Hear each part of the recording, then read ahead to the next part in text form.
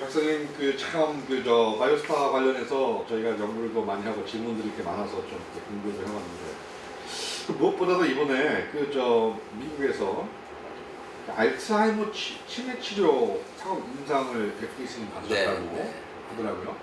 이게 어떤 의미를 갖고 있는 건가요? 지난 10년 동안 미국에서조차 그 알츠하이머 치매 신약이 나오지 않고 있습니다. 아, 그러니까 다 페일하고 있어요. 네.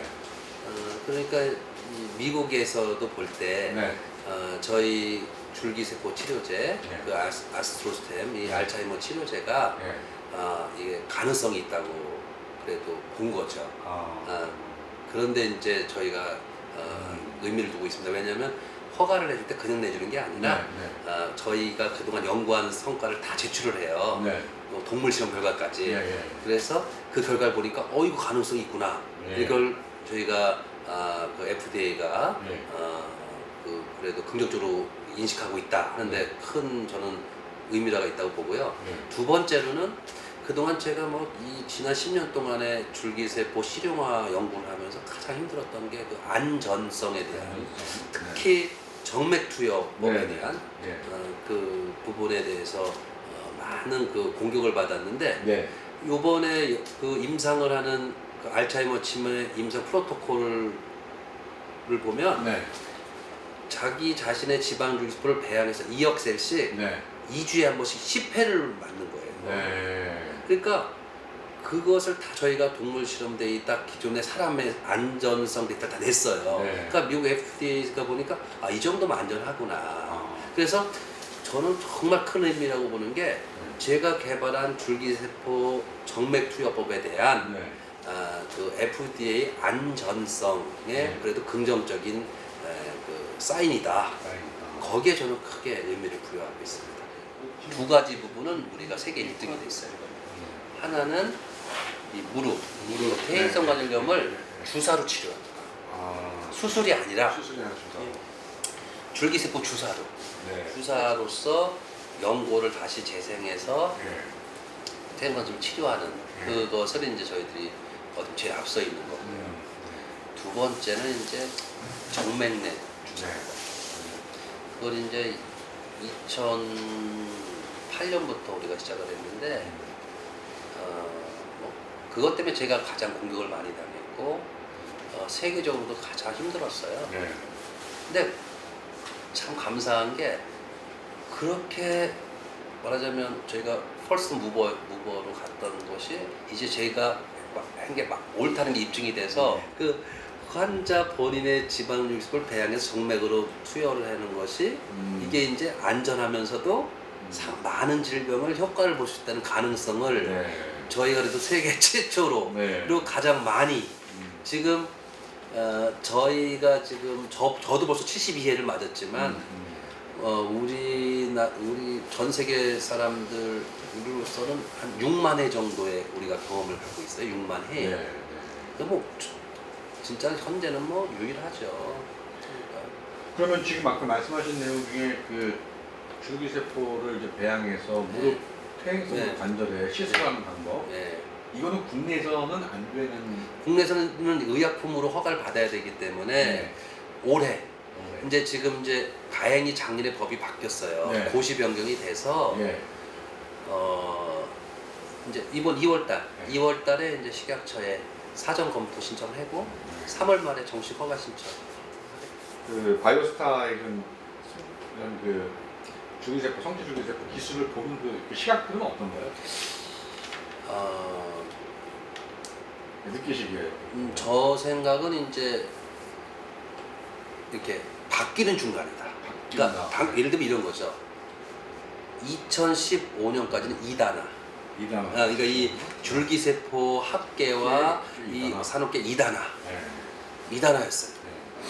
그런데 15년 말에 일본이 법을 만들면서 우리가 승인을 받았잖아요. 그러니까 지금은 2단아에서 검증, 이제 그 그러니까 긴가 아닌가. 그리고 이제 세계적으로 인정받는 게 제가 볼 때는 이제 2017년까지 가야 올해 말쯤 되면 이제 완전히 그러니까 턴어라운드가 될 것 같아요. 네. 그러니까 하나의 역치가 네. 오는 것 같아요. 올해 말이. 일본 같은 경우는 이제 사전에 미리 이렇게 규제를 좀 풀고 해서 그 데이터를 많이 갖고 있을 수 있잖아요. 우리는 금지를 해놓으니까 아예 뭘 어떻게 할 수가 없으니까 데이터가 없는데 결국은 일본에 이렇게 그 치료센터가 생기고 결국은 일본만 계속 그 의료 정보들이 계속 보도가 되는 결국 일본 의료 주기세포 기업들이 굉장히 우리 그러니까 바이오스타를 통해서 오히려 더 노하우가 쌓이게 되는 이런 가능성도 있잖아요. 일본 의료기관은 쌓이는 거죠. 그러니까 제가 볼 때는 결국은 이 의료도 물론 인술이지만 또 산업적으로도 가야 그렇죠. 돼요. 그런데 일본의 의료 수준이 높아지기 때문에 네. 전 세계 환자가 일본으로 오게 되겠죠. 그렇게 되죠. 그러니까 결국은 일본은 기존 의료 수준도 높잖아요. 네. 거기다가 신의료 기술을 접합을 하니까 네. 이제는 뭐 어떻게 보면 미국을 능가할 수 있을 거예요. 제가 볼 때는 2020년 정도까지 지금의 시스템을 한국과 미국이 유지하고 일본이 그대로 간다면 저 생각엔 지금 웬만한 왜 그 불치병 난치병 네. 쪽은 아무래도 일본이 아마 치료 성지가 되지 않을까. 그래서 저는 뭐 꼭 저도 뭐 한국 사람이니까 뭐 근데 예. 결국 우리나라는 빨리 의료계가 각성해야 돼요. 아니 공무원만 탓할 일이 아니라 이게 의사분들이 해야 될 분야란 말이에요. 그래서죠. 그리고 의료인들이 자기 영역을 잘 이걸 어떻게 하든지 그 기술을 활용해서 진짜 불치병이나 난치병도 치료를 하도록 노력하고 네. 또 해외로부터도 환자들 유치해서 국부를 창출할 수도 있는 이 기회를 어떻게 보면 의료인들이 해요. 왜또 하시고 싶은 말씀 있으실까요? 그러니까 우리나라가 굉장히 중요한 기로에 와 있어요. 그러니까 뭐 정치적인 이슈도 그렇지만 네. 지금 이 노령화 시대로 가잖아요. 네. 노령화 시대의 가장 중요한 의료 소재가 줄기세포예요. 이 줄기세포를 제대로 잘 우리가 연구해서 기술을 갖고 있으면 특허가 진짜 무궁무진한 국가에 기여할 수 있어요. 경제적으로. 그러니까 이거는 우리가 합심해야 돼요. 네. 그러니까 민간하고 정부하고 그러니까 학계가 딱 돼서 진짜 사실은 실용적으로 가야 돼요. 우리가 왜 무슨 뭐 노벨상 왜 안 넣나 그러면 무슨 뭐 기초연구를 안 해서 그렇다고 얘기하는 것도 그것도 맞는 말인데 현재 상황에서는 오히려 실용적으로 가야 된다고 봐요. 그리고 그건 그대로 가면서 깊이를 파야 된다. 특히 제가 볼 때는 이게 줄기세포 분야에서 응용할 수 있는 게 너무 많아요. 많은데 아마 2030년 정도, 그러니까 뭐 그래도 얼마 안 남았습니다. 한 2030년 정도 가게 되면은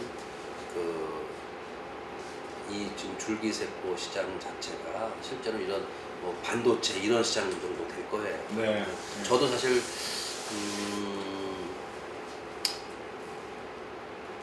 제 목표가 2030년 우리 바이오스타 그룹 목표가 그러니까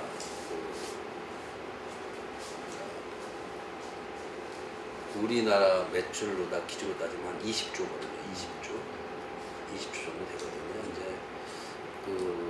저는 그것이 이제 그냥 거저 나오는 게 아니라 그 환자 수 우리가 치료할 수 있는 숫자를 이렇게 계산을 해보면 뭐 20조에서 뭐 100조 이 정도로 충분히 가능하다고 보거든요. 그래서 이제 저희만이 아니라 그렇게 조금 10년 전의 관심 이런 거까지는 안 가더라도 좀 이렇게